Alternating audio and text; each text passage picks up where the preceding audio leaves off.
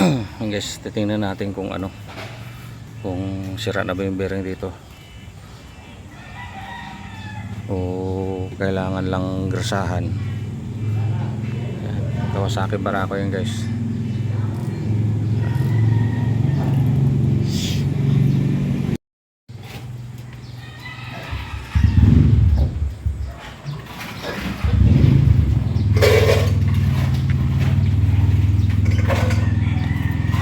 Matigas na kasi.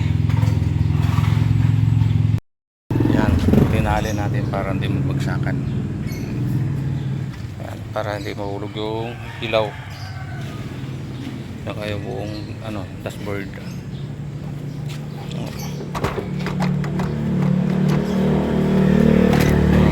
Yan. Yan, ganyan lang.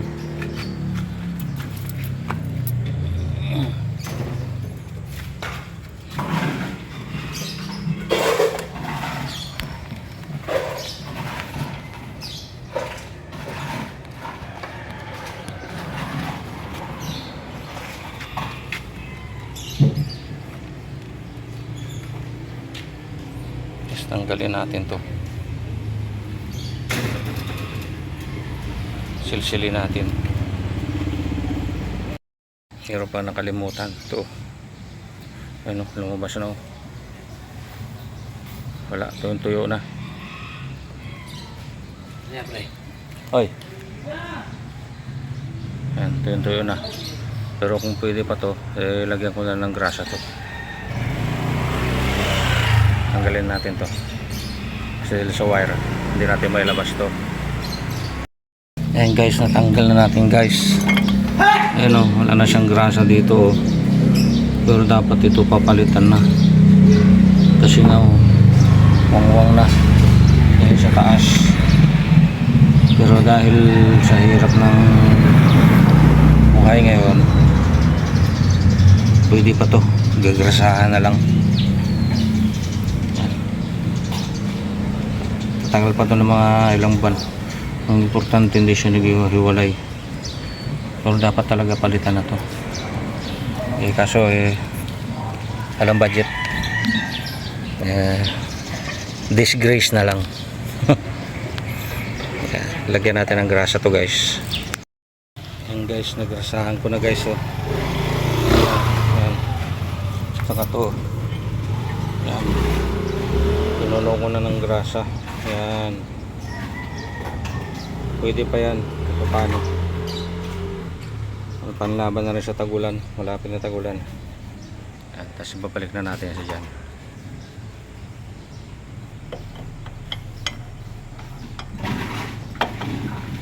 Uy. Yan na guys. Yan, balik na. So, lambot na uli oh. Yan. Huwag yung kakalimutan to guys ha. Pinakang ano yan, taklog.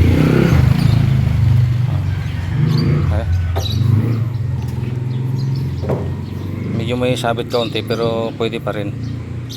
Tsaka na magpalit pagka dumatay na yung order. Pero tatagal pa to guys. At balik na natin. Yan guys, nakabit na, manibila. Telescopic na lang. Yan na.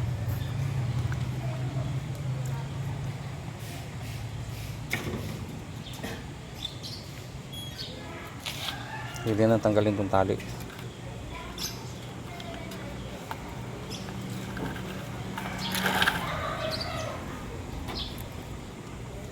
Yan. Lambot to. Guys, nakabit na yung ano, scopic. Yan. Dati yung tapalodo tinatanggal ko pa to, hindi ko alam pwede hugutin pala buo. So, diba? So, saglit lang, isang salpak lang. Yan, sunod natin dyan gulong. So may problema tayo guys. Ito yung brake shoe, sobrang nipis na guys. Yan o, halos wala na o. Yan. Kaya ang gagawin ko dito guys, maghanap ako ng pinaglumaan na pwede pa. Tipid-tipid lang muna tayo ngayon. Kapag wala na, lagyan ko alambre dito. Yan, pupuluputan mo ng alambreng maliit para umangat ulit. Yun lang, diskarte lang. Guys, may nakita akong pinaglumaan. Ito galing sa likod to. Malalim na yung hub nya, yung brake ram. Kaya ito malalim na rin, halos na kumakapit. Kaya makapal pa. Yan. Hindi kagaya nito. Yan, sa harapan to wala na, ubos-ubos na. Yan, ito ipapalit ko ngayon. Tatagal pa to guys. Yan, kapal pa yan. Yan. Sige guys, kabitan natin. Yan guys, yan. Simbol na siya, kakabit na lang.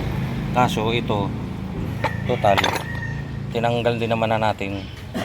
Tanggalan natin tong loob at lilinisan para yung mga ano-ano dyan sa loob makuha. So, tanggalin natin itong buo. Yan. Tapos lagyan natin ng grasa sa loob, kaya langis para lumambot itong kamay. Guys, natanggal na. Problema, napakadumi. Walang walang pang hugas na gasolina. Kaya ang gagawin dito, baka sabon na lang. Para na, ako na didiskarte dito guys. Linisin ko na lang to. Ayan, okay na. Medyo malinis na. May langis na rin yan. Ayan, salpak na natin dyan. Ayan lang yan. Para lang yan.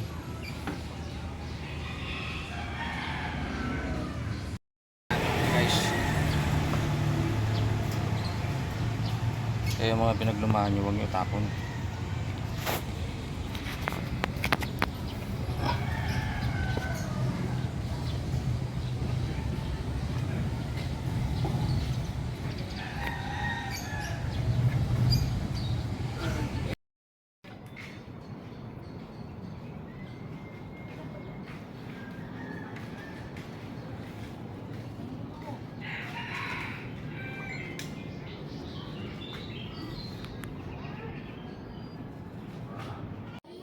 Tingnan nyo guys, sayang yung mga bunga ng duhat. Nagkandahulog lang sa lupa, walang pumapansin.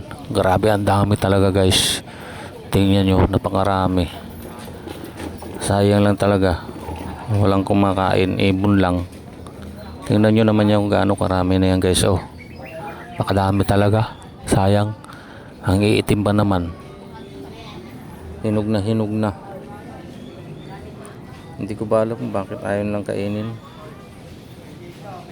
Hindi ko alam kung anong meron. Bakit ayaw nilang pansinin yung bunga ng duhat. Ang ganda, hulog lang sa lapag. Ang dami talaga guys. Dami talaga.